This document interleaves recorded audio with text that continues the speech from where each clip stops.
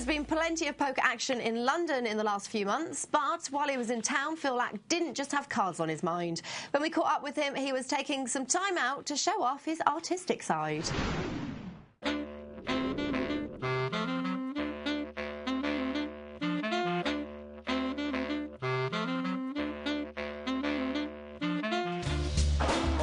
Not having a good time. Corky the cat, always in my heart. Grapes, I love grapes. I love grapes. My bracelet, because it just recently happened. King 5 offsuit, 14.34% on the flop. It's funny, I always got effortless good grades in math. I was 35% when I got it all in. But even if I lost the hand, I was still going to be slight chip leader. I never really super enjoyed it. It was always just effortless for me.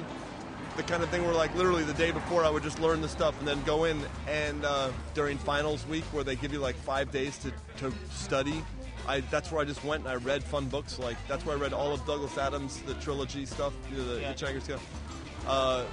And I just was like, wow, why would you want to waste that precious 5 days going over all your work? Whatever, who cares what grades you get? Yeah. I was completely not interested. I think all you really need is plus, minus, and division in life. My degenerate, close and trusted business associate, Antonio, the girl that I love. The hardworking mouse that works the wheel. He seems to never get tired. Thank God for him. I ran a hedge fund at one point in my life, but it was just a private one. I wasn't in Wall Street. I was in San Francisco. Yeah. Of the 30-odd people whose money I was managing, 7 or 8 of them were friends and family, mom and dad. And it was so weird. I realized how easy it was for me to gamble with my own money, but how hard it was to gamble with people's money that I loved. I got out of that because I didn't like managing other people's money, so I would never have been a hedge fund manager. I realized it wasn't for me. Yeah. Too much social conscience, I guess. I don't know. I'm happy that I got pulled out of it. I got pulled out of it way before the poker blew up, and I was happy. And then when poker blew up, I realized, wow, I got super lucky. So that's it. This is it. I'm an open book, This is it. Very simple guy. So as you saw there, Phil Lack letting his creative juices flow. And we've got that one-of-a-kind art piece to give away to one of our lucky viewers. If you'd like to own this original Phil Lack canvas, then all you have to do is answer this very simple question. Phil Lack holds the record for continually playing poker with no sleep, but for how long did he play? If you know the answer, then simply email us at PokerPlayer@PokerChannelEurope.com and we'll announce the winner on next month's show. So, fascinating stuff there from Phil Lack. Now, JP, have you ever played against him? Yeah, I've played him a few times. Yeah, gone up against any outlandish bets from him? No, not so much. I've probably been a bit more anonymous figure when I played him. And what do you think about him taking so long to get his first bracelet? I think he's probably better than a lot of people give him credit for, because they've seen him up against the best players on, say, high-stakes poker. But against weak fields in a tournament, he's probably got a good chance, so I'm not surprised to see him win. Any crazy bets yourself in your past or in your future? Not really. I mean, I do take on bets and stuff, but I leave the crazy bets to other people. Sure, thanks, JP. Well, JP has so far taken the time to comment on 2 of the biggest names in poker, but of course, he's something of a superstar in his own right. So thanks, JP, for joining us today, and congratulations on your 2nd place at the WSOP Europe. Thank you. Well, how did that feel?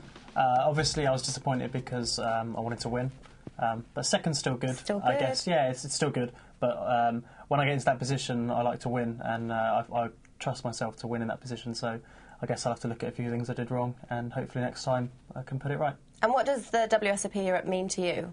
I think it's great because obviously it's World Series events that are in London, which is in the UK, which is my home country, and it gives people, local players, a chance to win a World Series bracelet, like Scott Shelley, who won the event that I came 2nd in. He's just a local player, and he gave a chance and he won a bracelet out of it, which is amazing, really. It's a great story. Good to be on your own turf. Yeah, definitely.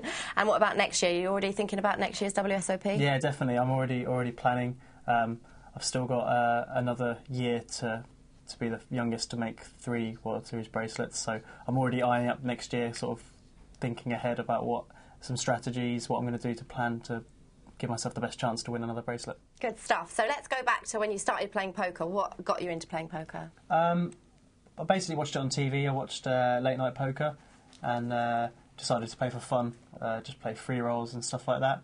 Nothing major or anything. And I was enjoying it more and more, play with friends at like on weekends, things like that. And then decided to go down to the casino. And at first I kind of broke about even, didn't really make any money. And then I started to win. I started winning like the £10, £20 rebuys and freeze outs. And kind of went from there. And then I won a big tournament when I was 19. At the time, it's before all like UK IPTs and things like that. It was quite a big thing at the time. What do you think you'd be doing if you weren't playing poker now? I have no idea really. I'd probably have gone into like an office job, but then I'm kind of unconventional, so probably wouldn't have. That wouldn't have worked. I'd have probably found something equally as obscure to go into. Famously, another young player, Peter Eastgate, who I know you know, has turned his back on the game. Do you think you could ever do that yourself? Well, I haven't won the main event. He won a lot of money at a young age. So what's the point? Like, he might see it. What's the point in him playing when he's already basically set up for life? If he needs to make money, I'm sure he's definitely good enough to come back in at any stage of his life / career and come in and make money. So everyone's their own person. I never criticise anyone for doing anything really. But he must still have the love for the game there, no? I don't think so. I think he's kind of looks at it quite clinically, as in he's won money and now he doesn't want to have to. If he plays, he might feel like he's just going to give a load back, because what stakes are going to be big enough for him that are going to mean anything. And what is your poker schedule looking like over the next couple of months? I'm going to go to Ep2 Vienna. I'm going to play that. And then I'm looking at maybe going to the NAPT in Los Angeles at the Bicycle Casino. That should be quite good. And then you've got UK IPT Galway as well in December. So, yeah, looking forward to it. Quite busy till the end of the year. You are a jet setter. I'm very jealous. That's about all we've got time for in part 1. But don't go anywhere, because in part 2, we take another look into the mind of Phil Lack. JP answers your letters and emails, and we'll give out some first-class tips on bet sizing. So see you after the break.